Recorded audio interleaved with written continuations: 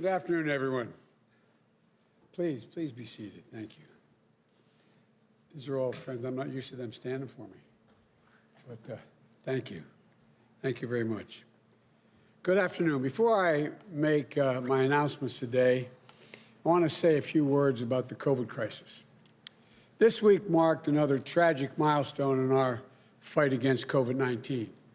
More than 3,000 deaths in one single day, the highest single death count during this pandemic. That's more deaths in a single day than we saw on 9/11 or at Pearl Harbor. This is serious business. And the current director of the CDC said yesterday, we can expect the similar numbers of deaths or more every single day for the next 60 to 90 days. We're in the teeth of a crisis right now. And this nation needs presidential leadership right now. Presidential leadership that is willing to model the steps we should be taking to save our own lives and lives of our families.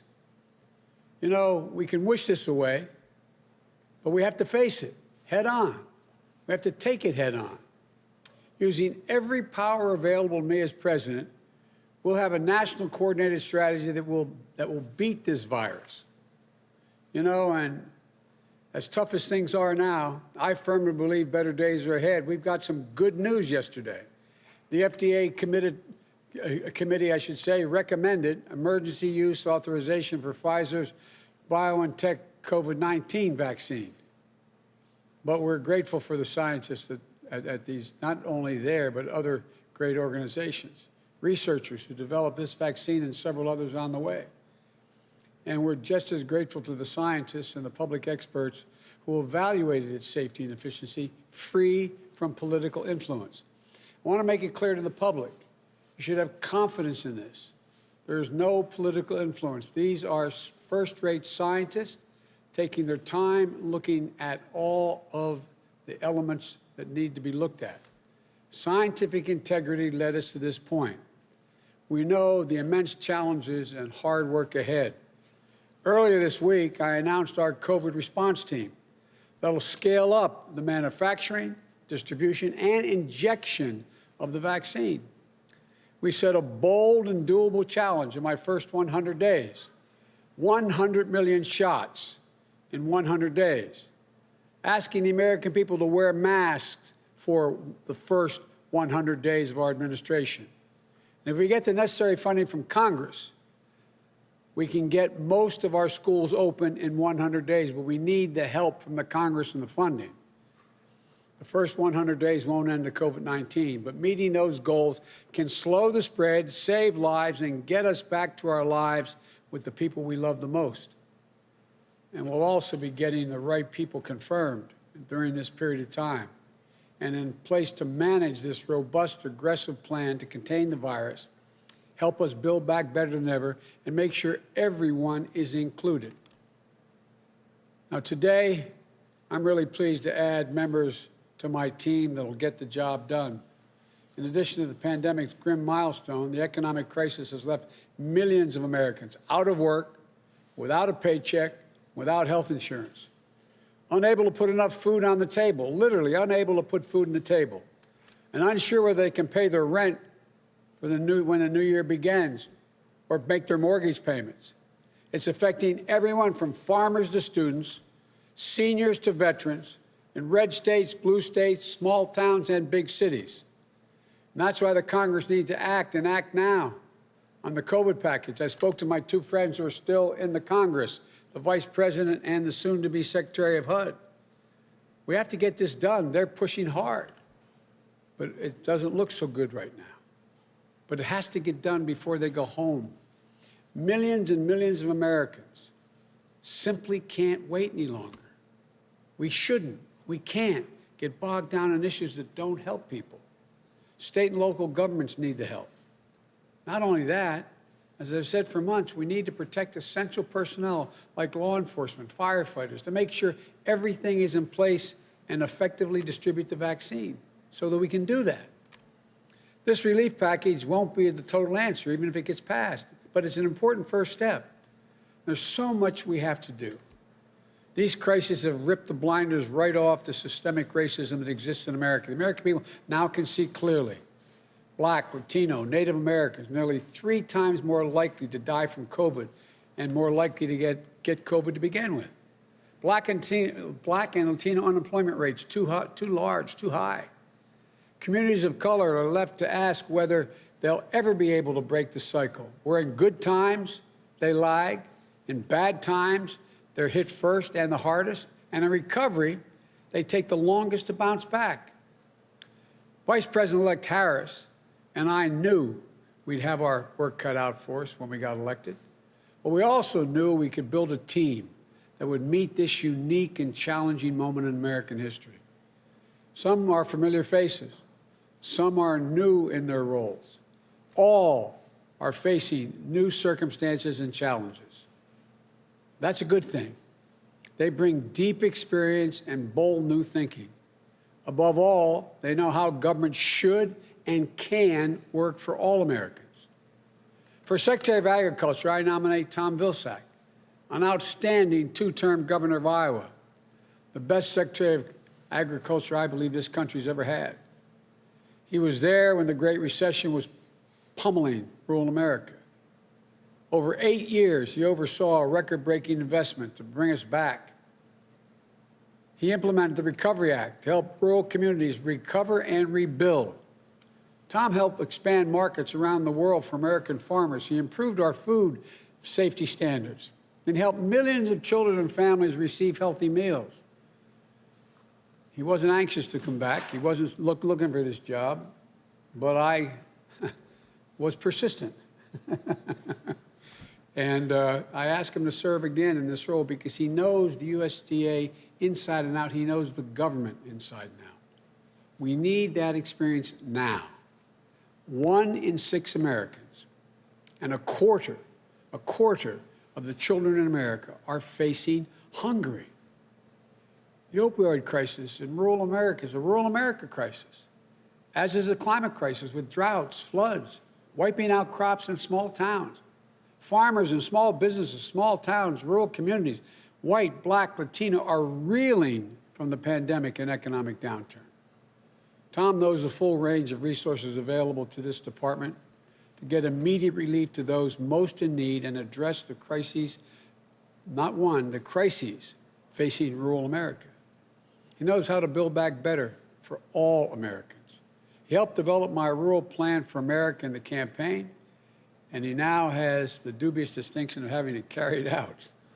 It's a good plan. That includes making American agriculture the first in the world to achieve net zero emissions and create new sources of income for farmers in the process. By paying farmers to put their land in conservation, plant cover crops that use the soil to capture carbon, and it'll ensure that USDA promotes true racial equality and inclusion. He recognizes the history of discrimination and will root it out wherever it exists. I've known Tom for a long time, and I'm confident he'll get it done. For Secretary of Housing and Urban Development, I am really pleased to nominate Congresswoman Marcia Fudge, who I might add could do many jobs beyond the one I'm asking her to do. But I think the job I'm asking you to do, Congresswoman, is critically important to everything that the Vice President and I believe is how we're going to build back better. As a former mayor, she understands how to manage challenges and forge solutions at a local level. For 12 years in Congress, she's represented the great city of Cleveland. You know, though I think of her most significant political feat was being elected president of Deltas. I know from this state how powerful the Deltas are. You think I'm kidding? I'm not. She developed an entire career for fighting for working people on issues from affordable housing to urban revitalization. During the Great Recession, her district was hit hard by the housing crisis. She spent the past decade working to improve blighted neighborhoods, create safer, more affordable communities. She also understands where you live impacts on your health, access to education, jobs, and economic opportunity. Zip code should not determine the outcomes on all those issues. She's going to bring that same vision as HUD Secretary, using every lever at her disposal to help the millions of Americans facing evictions, trying to pay for their mortgages, find their way through this crisis. And I think you'll see that she's going to lead our charge to make housing more affordable and accessible. She'll work to increase home ownership as a means towards wealth generation, particularly for communities of color.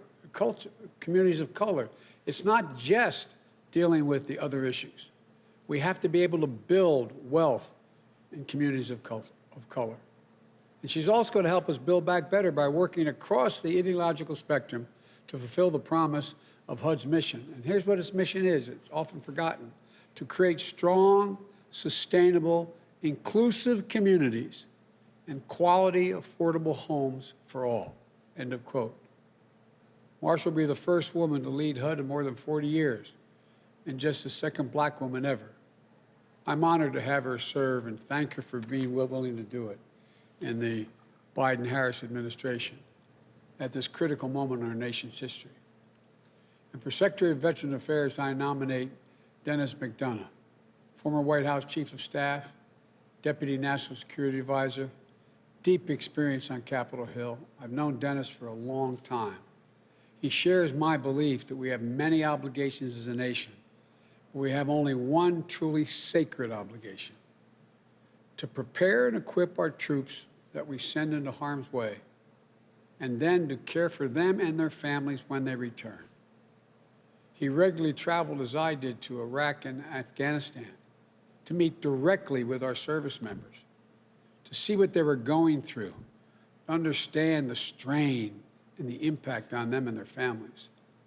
He'd visit them, as I did often, at Walter Reed to see firsthand the visible and invisible wounds they brought home. He knows the cost of war on veterans and their families, from the toll on their physical and mental health to the access to good-paying jobs. And he's a fierce advocate and a relentless workhorse. And I believe, and I think everyone who's ever worked with him knows, he's a world-class manager with an innate understanding for how government can and must work for our veterans.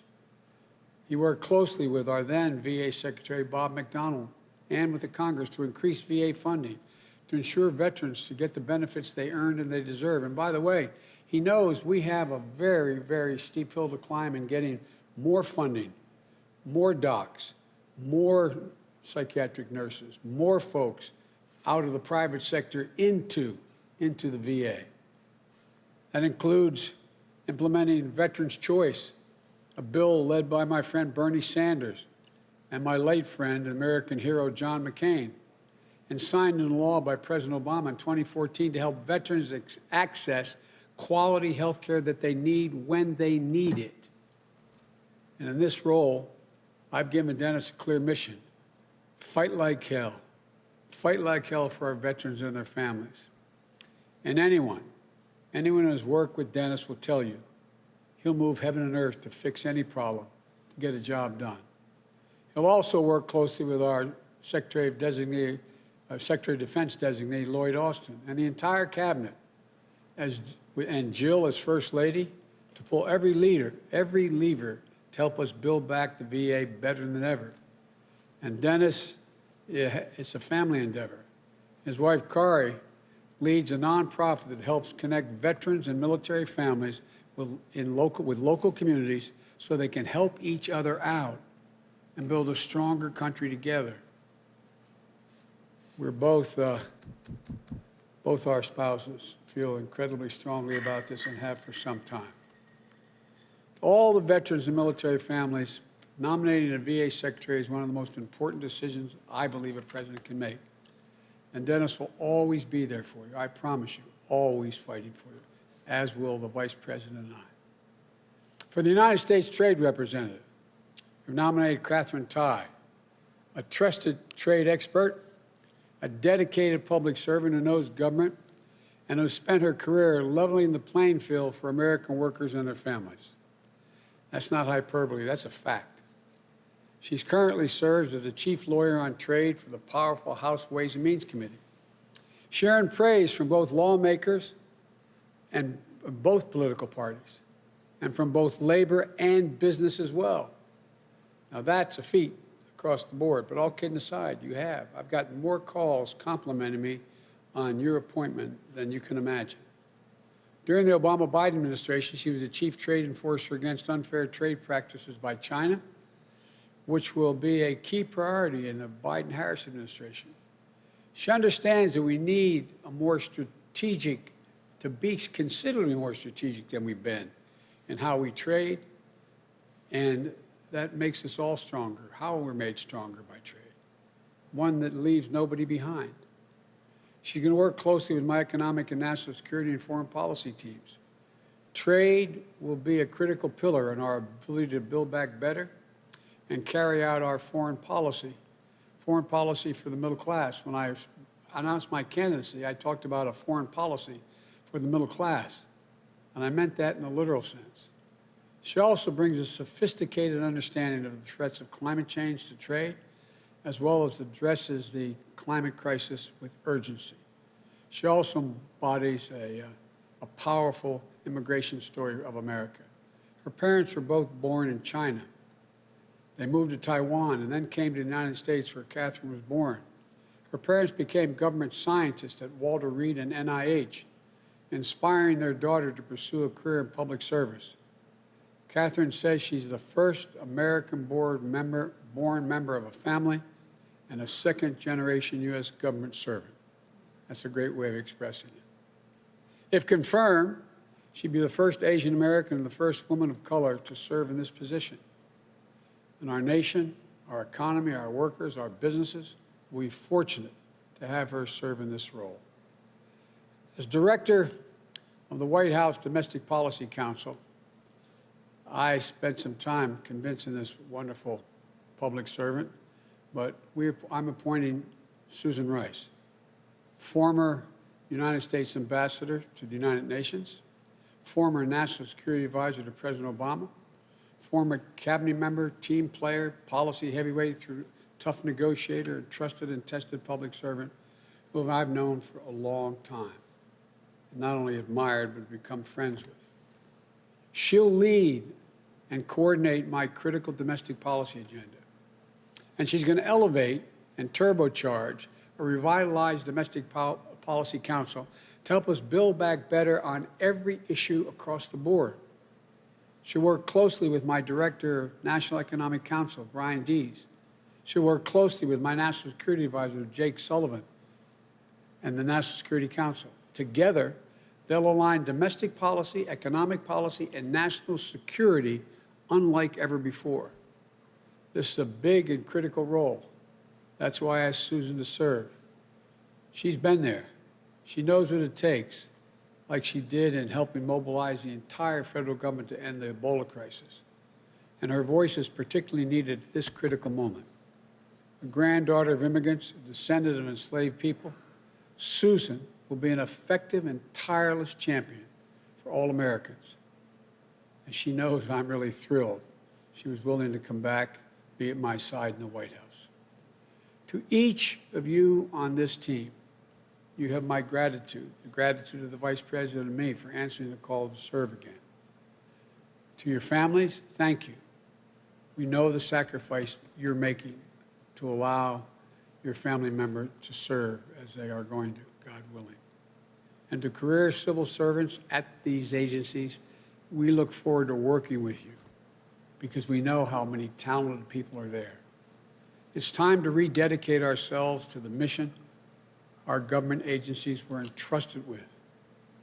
And to the American people, help is on the way. I promise we're not going to let you down. May God bless you and may God protect our troops. And now I'm going to turn this over to the team, starting with our next Secretary of Agriculture, Tom Vilsack. Tom, thank you. Podium's yours. I guess they're going to clean it up a little bit.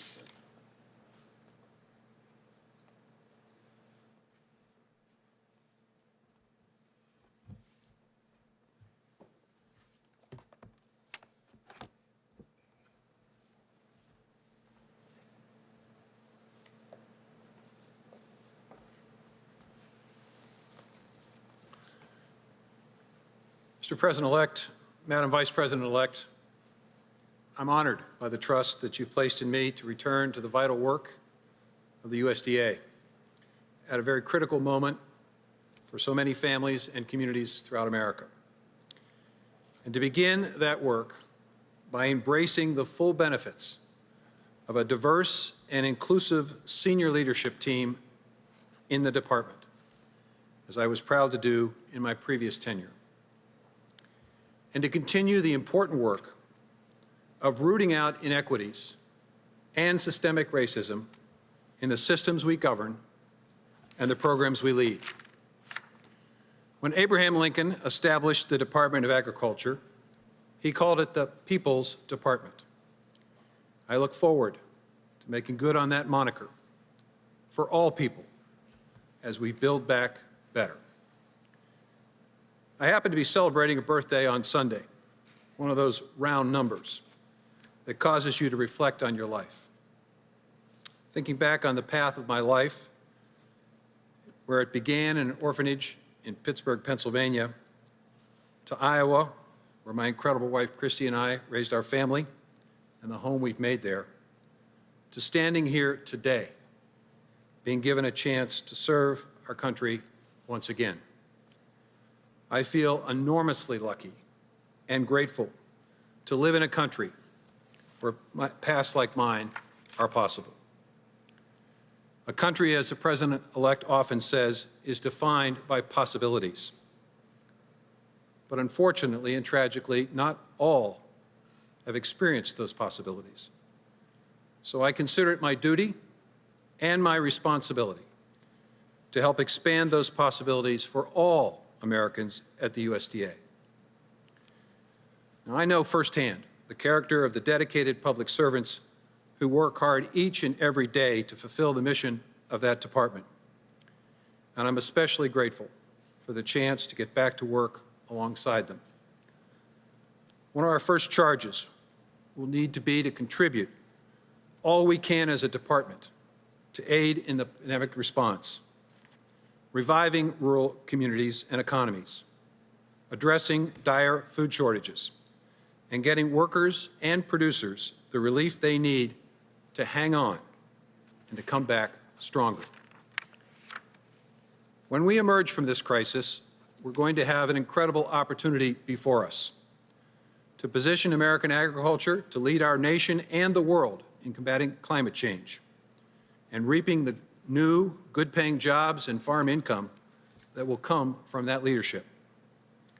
To make landmark investments in communities throughout rural America, especially those mired in poverty for far too long, by adopting the 10-20-30 rule of Congressman Jim Clyburn that sets aside 10% of federal funding to communities where 20% of people have been caught beneath the poverty line for 30 years or more, and to ensure that every child in our country and all those who are in need have access to safe, affordable, and nutritious food. We need to build back a vibrant and resilient rural economy that creates new possibilities for manufacturing workers, for family forest owners, for farmers, ranchers, and producers, that helps to make life better and richer for them and safer for all of us.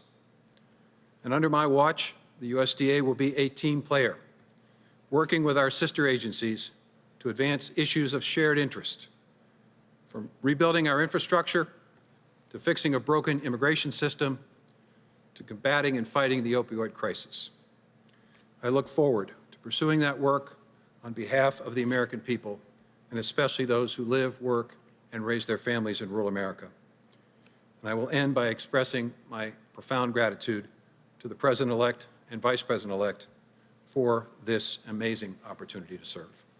Thank you.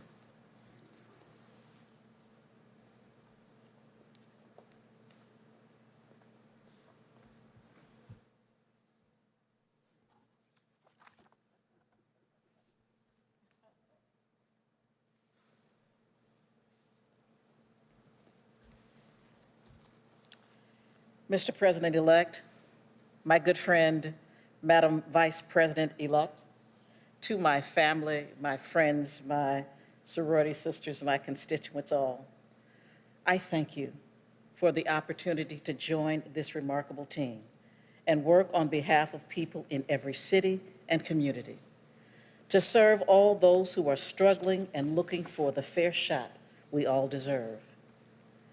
When I think about the enormity of the task ahead of us, I am reminded of the book of Matthew, where it is written, "Foxes have holes, birds have nests, but the Son of Man has no place to lay his head."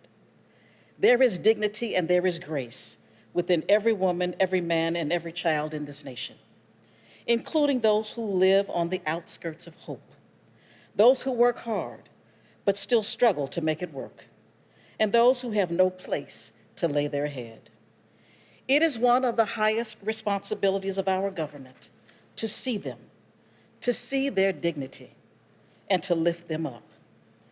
I remember the feeling I had as a kid of the safety, security, and peace of mind contained in one word, home.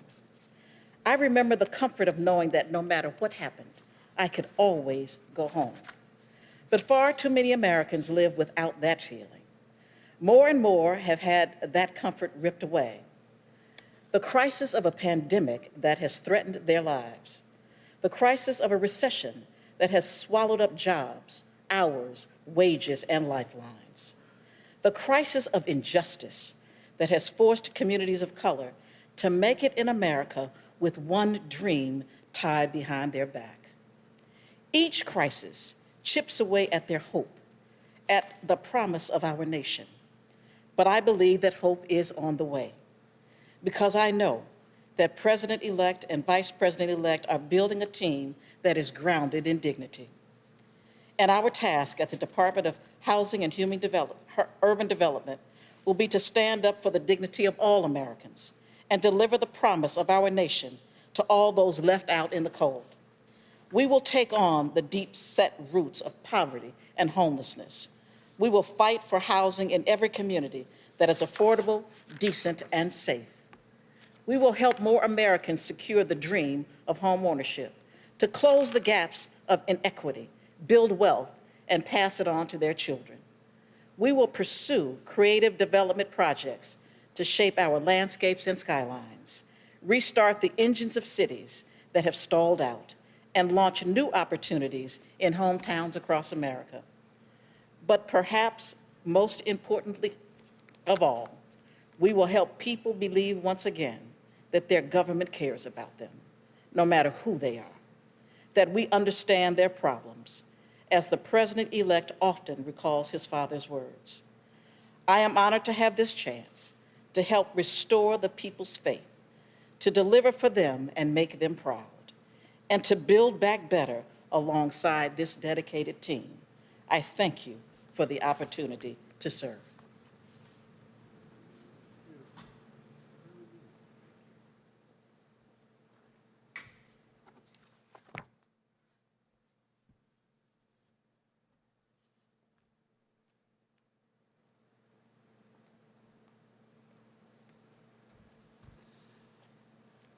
Mr. President-elect, Madam Vice President-elect, I'm deeply humbled by the trust and confidence you have placed in me, and if confirmed by the Senate, will be honored to serve as the Secretary of Veterans Affairs. Mr. President-elect, you have pledged to restore the soul of our nation and to unite us as Americans. In this work, there is a mission that can bring every American together, caring for our nation's veterans and their families. As you have said, this is a sacred obligation, and I know that for you and Dr. Biden, it's also very deeply personal. I've been inspired by veterans in my life as well. Today, I'm thinking of my grandpa Mcdonough, a Marine, all the troops I met on my visits to Afghanistan and Iraq, and the wounded warriors I spent time with at Walter Reed or showing around the White House. I'm thinking of the many vets I've had the pleasure to serve with, in and out of government, who have put the character and training that they developed in uniform to work, to continue serving our country as civilians. I'm also thinking of one of my high school football coaches back in Stillwater, Minnesota, an Iowan, Joe Sam Samuelson. he stormed the beaches of Normandy.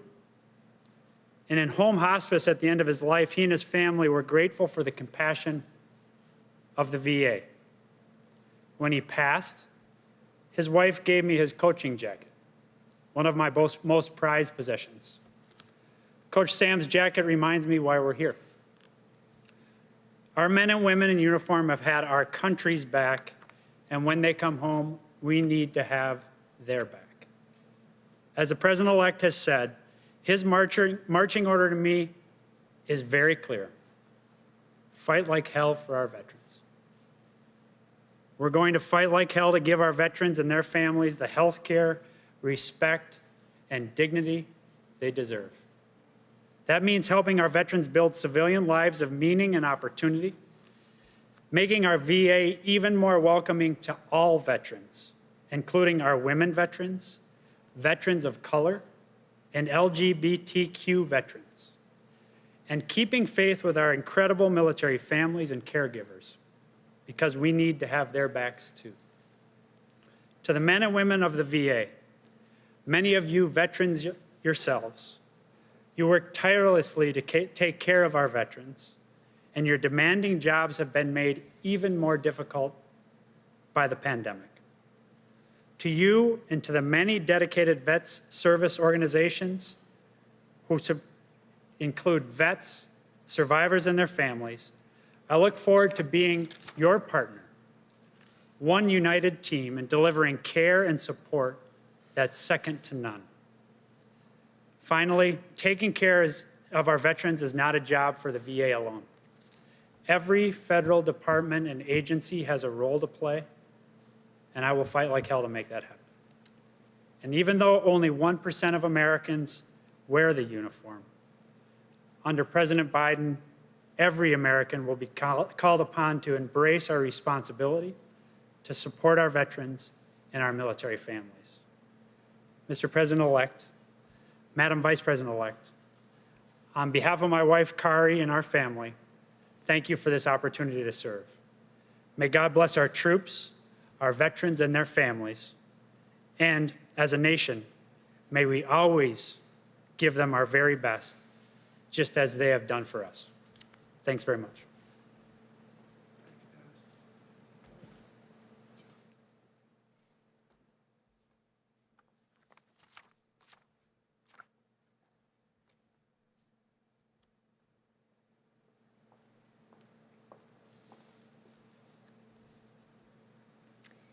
Mr. President-elect, Madam Vice President-elect, I'm grateful for this opportunity to serve and look forward to working with you, with our partners across the administration, and with the bright and dedicated public servants at USTR to deliver for the American people.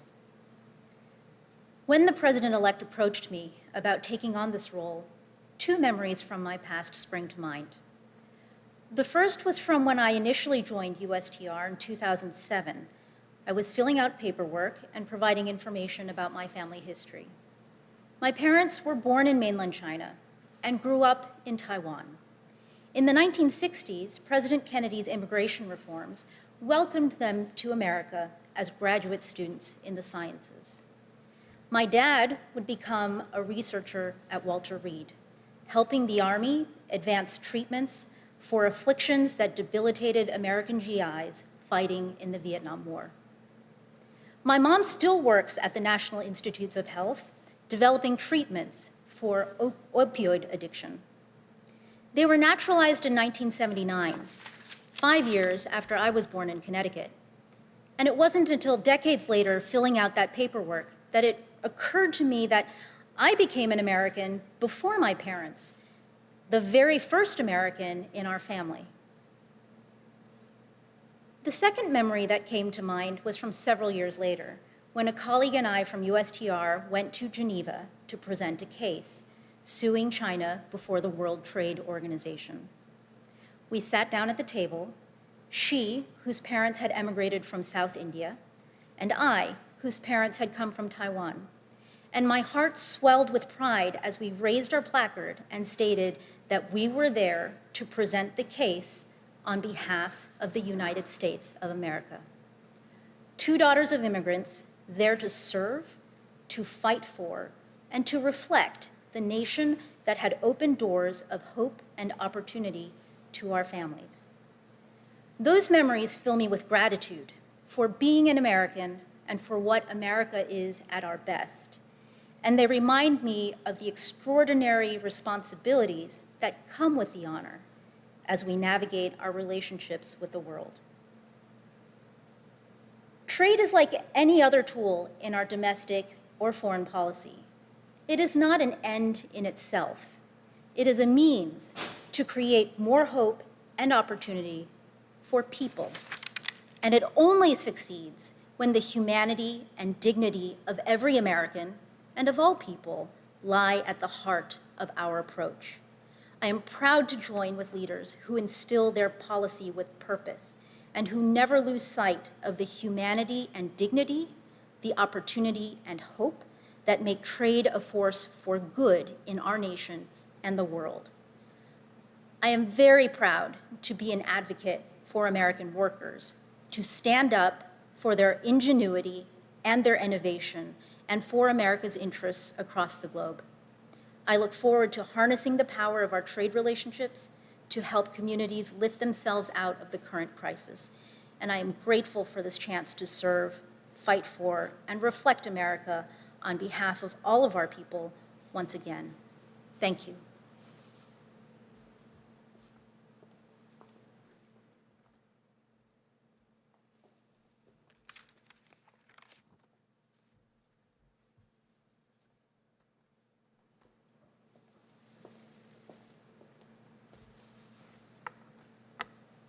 Thank you so much, Mr. President-elect, Madam Vice President-elect. I'm honored to join this tremendous team. Today, we confront a profoundly connected set of crises: a relentless pandemic, a struggling economy, urgent demands for racial equity and justice, a climate in need of healing, a democracy in need of repair, and a world in need of renewed American leadership. In the 21st century, our foreign, economic, and domestic imperatives are deeply intertwined. Tackling these challenges is personal to me. I'm a descendant of immigrants and the enslaved, and service is in our blood. My paternal great-grandfather was born a slave in South Carolina and joined the Union Army. He went on to get a college degree, become an AME minister, and he founded the Bordentown School in New Jersey, which for 7 decades provided African Americans with vocational and college preparatory educations. 2 generations later, my father, Emmett Rice, served as a Tuskegee Airman and as a governor of the Federal Reserve. My maternal grandparents came to this country from Jamaica with no education. But working for decades as a janitor and a maid, they saved and they scraped to send all 5 of their children to college and on to professional success. My mother, Lois Rice, was known as the mother of the Pell Grant program, which has enabled 80 million Americans to reach college. And as she liked to say, not bad for a poor colored girl from Portland, Maine. But today, for far too many, the American dream has become an empty promise, a cruel mockery of lives held back by barriers, new and old. That is not good enough for any American. But we know that throughout our history, Americans have forged opportunity out of crisis. After the Civil War, we ended slavery and enshrined the concept of equal protection under the law. During the Great Depression, we established the Works Progress Administration and Civilian Conservation Corps. After World War II, we enacted the GI Bill. In the 1960s, we abolished legal segregation, established full voting rights, and enacted Medicare and Medicaid. Now, at the foot of yet another bridge between crisis and opportunity, I'm honored and excited to take on this role. Joe Biden and Kamala Harris's vision for our future is expansive but achievable.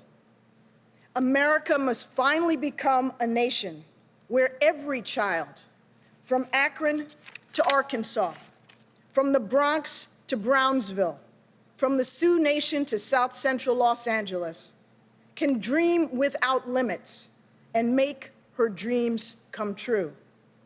I have no illusions about the difficulty of making that vision real, but we are here to get hard stuff done. Our top priorities will be to help end the pandemic and revitalize the economy so that it delivers for all, to bring dignity and humanity to our broken immigration system, to advance racial equity, justice, and civil rights for all, to ensure that health care is accessible and affordable, and to educate and train Americans to compete and thrive in the 21st century. I profoundly believe that we all rise or fall together, absolutely all of us.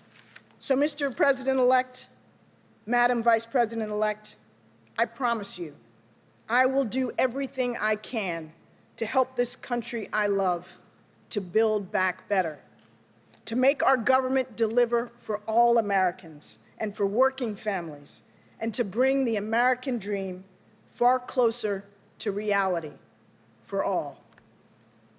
Thank you very much.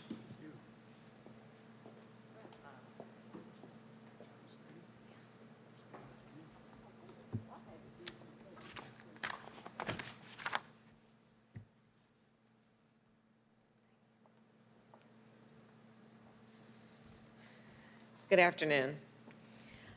Over these past few days and weeks, we have announced members of our administration who will help us meet the unprecedented challenges facing the American people. We have brought together a healthcare team that will help contain this pandemic once and for all, an economic team that will help build an economy that works for working people and all those looking to work, and a national security and foreign policy team that will help keep our nation safe and restore and advance our leadership around the world. Today, we are announcing leaders who will help deliver immediate relief to every corner of our great country, from rural communities to big cities and every place in between. Leaders who will help care for our veterans and their families, and advance opportunity for all Americans at this consequential moment in our country. At a time when 1 in 8 households say they didn't have enough money for food in the past week, we need leaders who understand that no one should go hungry in the United States of America. At a time when 1 in 6 renters are behind on rent, we need leaders who will not only help provide relief to all who need it, but help address the affordable housing crisis in America. You know, I was in high school by the time my mother saved up enough money to put down a down payment on a home. And I understand the dignity of home ownership and the importance of making the American dream a reality for everyone. At a time when veterans, including those I've represented in California, have been strained by almost 2 decades of war and economic hardship, we must have leaders who will treat all who have worn our nation's uniform and their families with the dignity and respect they have earned.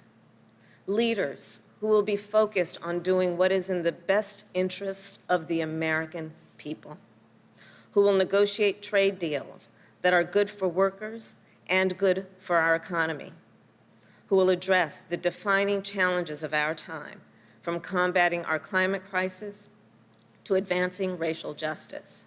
That is what these remarkable Americans will do. I know them well, and some are very dear friends. These leaders have different backgrounds and life's experience. and they bring to their roles different skills, perspectives, and areas of expertise. And they all reflect the very best of our nation. They are all dedicated and compassionate public servants, and all of them are ready to hit the ground running on day one. So, Mr. President-elect, congratulations on these outstanding choices.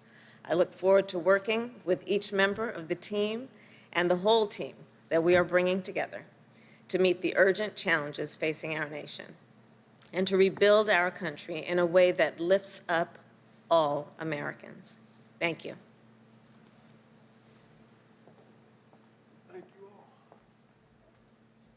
President-elect Biden, how soon do you plan on taking the coronavirus vaccine? Did Hunter Biden commit a crime? Have you spoken to your son, Mr. President-elect?